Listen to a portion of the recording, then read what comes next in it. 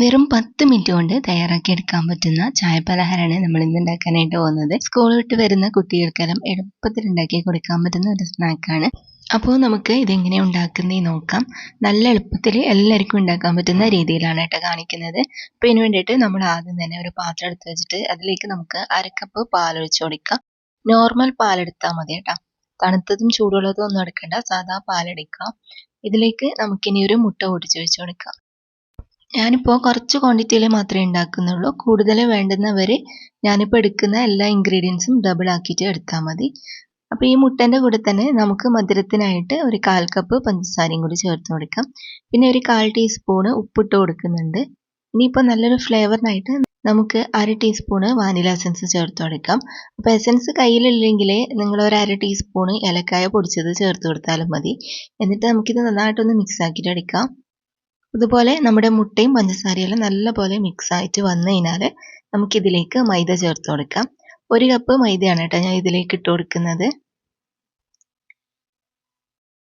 ഇതിൻ്റെ കൂടെ തന്നെ നമുക്ക് കുറച്ച് ബേക്കിംഗ് സോഡയും കൂടി ചേർത്ത് കൊടുക്കാം. 1/4 ടീസ്പൂണിലും കുറവായിട്ട് ചേർത്ത് കൊടുത്താൽ മതി. ഇനിയിപ്പോൾ നമുക്കിത് നന്നായിട്ട് മിക്സ് ആക്കിയിട്ട് എടുക്കാം. കട്ടയൊന്നും ഇല്ലാണ്ട് നല്ല സ്മൂത്ത് ആയിട്ടുള്ള ബാറ്റർ ആക്കിയിട്ട് എടുക്കണം. അപ്പോൾ ഈ ഒരു കൺസിസ്റ്റൻസിയിലാണ് കേട്ടോ റെഡി ആക്കിയിട്ട് എടുക്കേണ്ടത്. ഒരുപാട് ലൂസൊന്നും ആക്കാണ്ട് ഇതുപോലെയാണ് റെഡിയാക്കിയിട്ട് എടുക്കേണ്ടത്.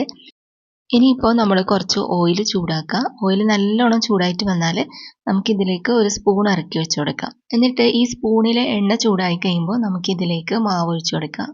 മാവ് ഒഴിച്ച് കഴിഞ്ഞാൽ പിന്നെ നമ്മൾ ഈ സ്പൂണ് ഈ എണ്ണയിലേക്ക് ഇതുപോലെ ഇങ്ങനെ ഇറക്കി വെച്ച് കൊടുക്കണം.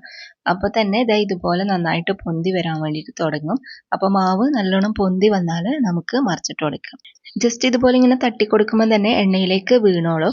എന്നിട്ട് നമ്മൾ അടുത്തതും അതേപോലെ തന്നെ സ്പൂണിലേക്ക് ഒഴിച്ചിട്ട് എണ്ണയിലേക്ക് ഇറക്കി വെച്ച് കൊടുക്കാം. ഇതുപോലെ 3-4 എണ്ണയെല്ലാം ഒരുമിച്ചിട്ട് നമുക്ക് ഉണ്ടാക്കാൻ വേണ്ടി പറ്റും. അപ്പോൾ എള്ളെണ്ണം നമ്മൾ എണ്ണയിലേക്ക് ഇട്ട് കഴിഞ്ഞാൽ ഒരു പ്രാവശ്യം കൂടി ഒന്ന് തിരിച്ചു മറിച്ചിലിട്ടിട്ട് ഫ്രൈ ആക്കിയിട്ട് എടുക്കാം. പിന്നെ ഇത് മുട്ടയും മൈദയെല്ലാം ആയതുകൊണ്ട് തന്നെ വേഗം ഫ്രൈ ആയിട്ട് വരും. അപ്പോൾ അതുകൊണ്ട് നിങ്ങൾ ഫുൾ ടൈം ലോ ഫ്ലെയിമിൽ തന്നെ വെച്ചാൽ മതി കേട്ടോ.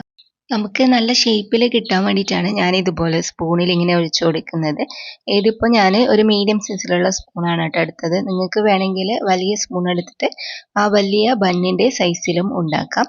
അപ്പോൾ നമ്മുടെ മിൽക്ക് ബണ്ണ് റെഡി ആയിട്ടുണ്ട്. അപ്പോൾ ഇതുപോലെ തന്നെ നമ്മൾ എള്ളെണ്ണം റെഡിയാക്കിയിട്ട് എടുക്കാം. എണ്ണയിൽ എള്ളെണ്ണം ഇട്ട് കഴിഞ്ഞാൽ ഇതുപോലെ ജസ്റ്റ് ഒന്ന് തിരിച്ചു മറിച്ചെല്ലാം ഇട്ട് കൊടുത്താൽ മതി. അപ്പോൾ നമ്മുടെ നല്ല ടേസ്റ്റി ആയിട്ടുള്ള മിൽക്ക് ബണ്ണ് റെഡി ആയിട്ടുണ്ട്.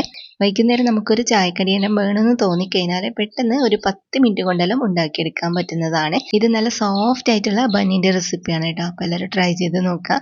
ഇന്നത്തെ റെസിപ്പി നിങ്ങൾക്ക് എല്ലാവർക്കും ഇഷ്ടമായിട്ടുണ്ടാവും എന്ന് വിചാരിക്കുന്നു. ഇതുപോലെയുള്ള വെറൈറ്റി റെസിപ്പികളായിട്ട് നമുക്ക് വീണ്ടും കാണാം.